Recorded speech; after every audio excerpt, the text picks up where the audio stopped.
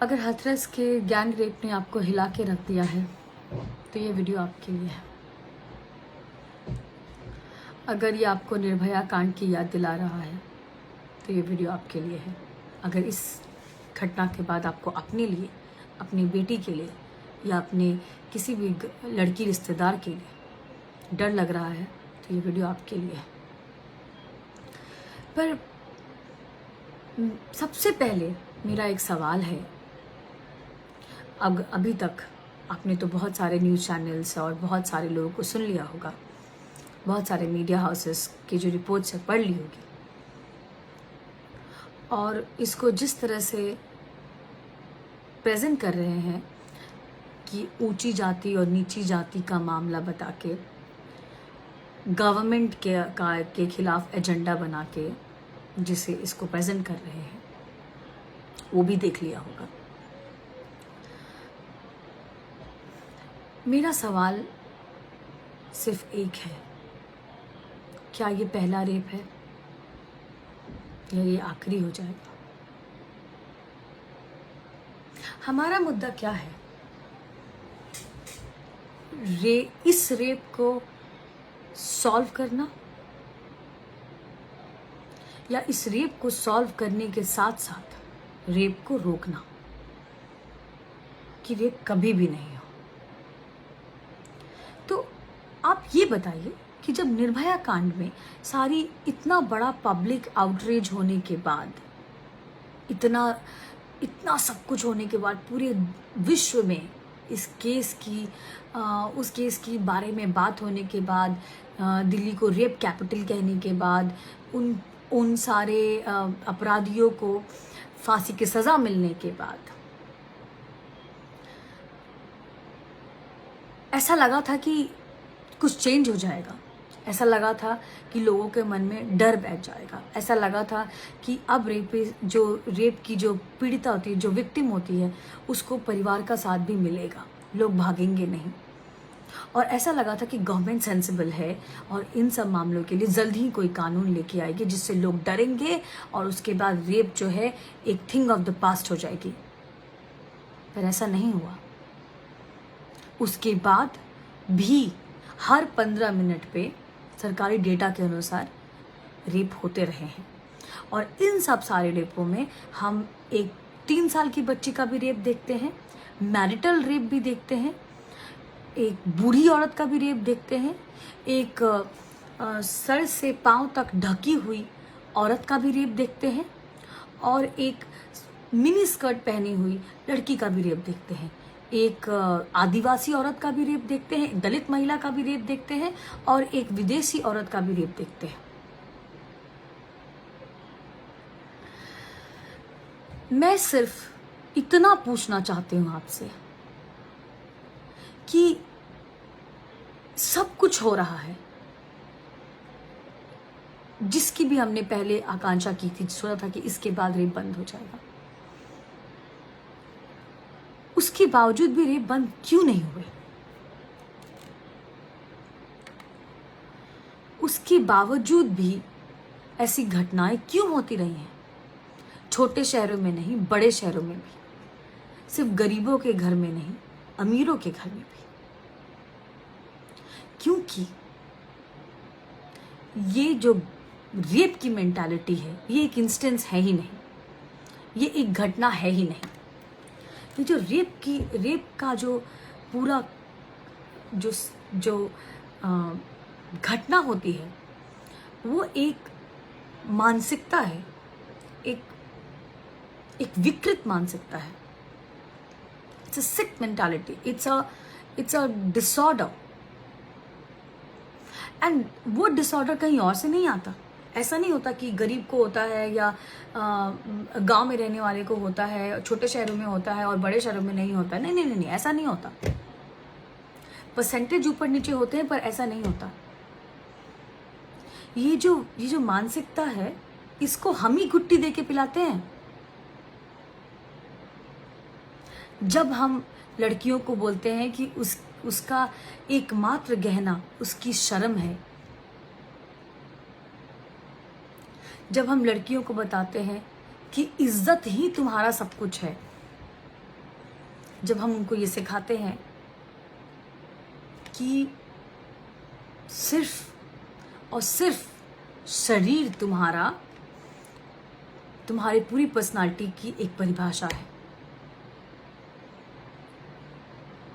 जब हम ये जो रेप करने वाले अक्यूज्ड होते हैं उनको सड़कों पे बाहर घूमने देते हैं, जब हम ऐसे नेता को भी वोट करते हैं जिनके खिलाफ औरतों के उत्पीड़न के मामले होते हैं, ऐसे नेता को भी वोट करते हैं जिन्होंने अपनी पत्नियों को ही घर से बाहर निकाल दिया होता है, मारपीट किया होता है, या फिर उसको छोड़ के किसी दूसरी औरत के साथ रह लेते हैं।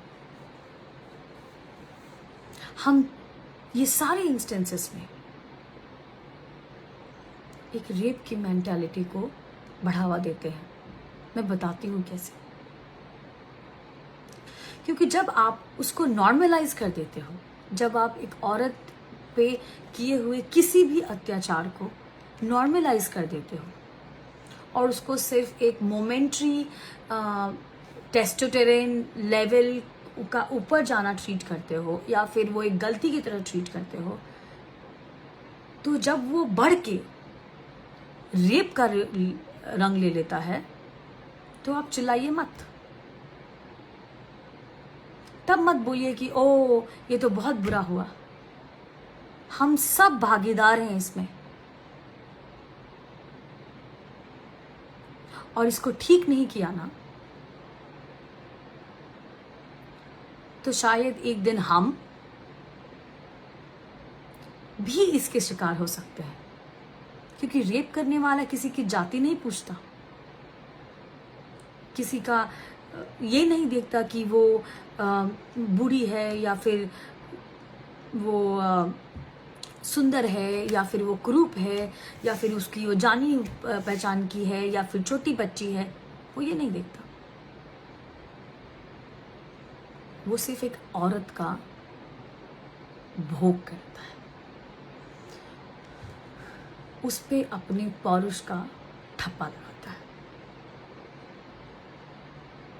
और उसको ये करते हुए बहुत अच्छा लगता है क्योंकि उसने ये सुना है पहले अपनी माँ से, अपनी दादी से, अपनी चाची से, अपनी फ्रेंड सर्कल्स में, अपने समाज से कि औरत की चुन्नी हटी और उसकी इज्जत घटी।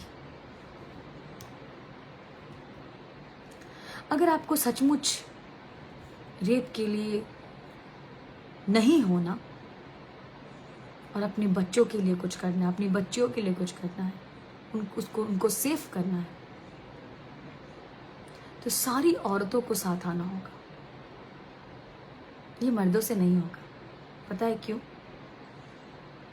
क्योंकि वो उनके बारे में शायद बात कर सकते हैं, शायद थोड़ा बहुत फील भी कर सकते हैं,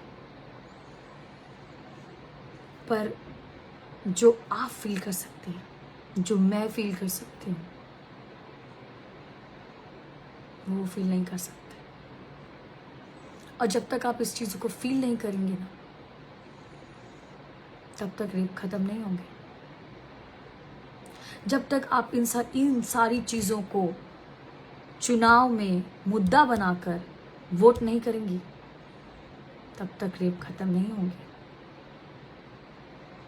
जब तक आप अपनी बेटियों को सबसे पहले सेल्फ डिफेंस में नहीं सिखाएंगे, तब तक रेप खत्म नहीं होंगे।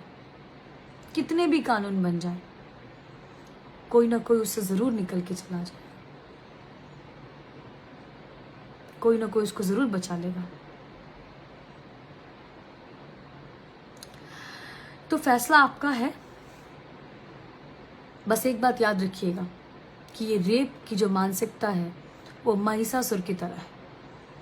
एक को खत्म करेंगे, एक रेप जो करने वाला है उसको सजा देंगे, 100 पैदा होते हैं और वो फिर उसी तरह देवी पे हमला करते हैं।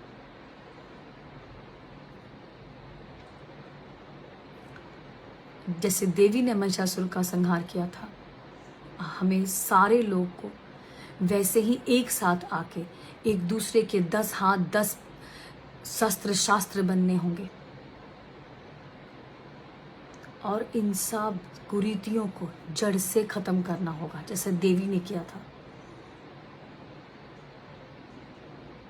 क्योंकि अब नहीं करेंगे तो कब करेंगे? किसका इंतजार कर रहे हैं कि इनमें से कोई हमारे घर में आ जाए और कल शायद हमारा, आपका या हमारे किसी जानने वाले, हमारे बच्चों का रेप हो जाए, तब करेंगे? सोचिए। मैं इस मुहिम में आपका साथ चाहती हूँ। अगर आपको कुछ भी पूछना हो, कुछ सुझाव देना हो, हमसे जुड़ना हो, तो हमें बताइएगा ज़रूर। मुझे आपका भी मार्गदर्शन चाहिए होगा, क्योंकि अकेली तो कोई भी, अकेली तो ना सरस्वती उसका संहार कर सके, ना शिव संहार कर सके, ना पार्वती संहार कर सके, ना लक्ष्मी संहार कर सके। उसके लिए दुर्गा बनना पड़ा, और दुर्गा के सिर्फ एक हाथ नहीं होते, 10 हाथ होते हैं, और वो सब से शस्त्र शास्त्र की शिक्षा लेती हैं, तब आगे बढ़ती हैं, और तभी वो महिषासुर का संहार कर पाती हैं। सोचिएगा ज़रूर। नमस्कार।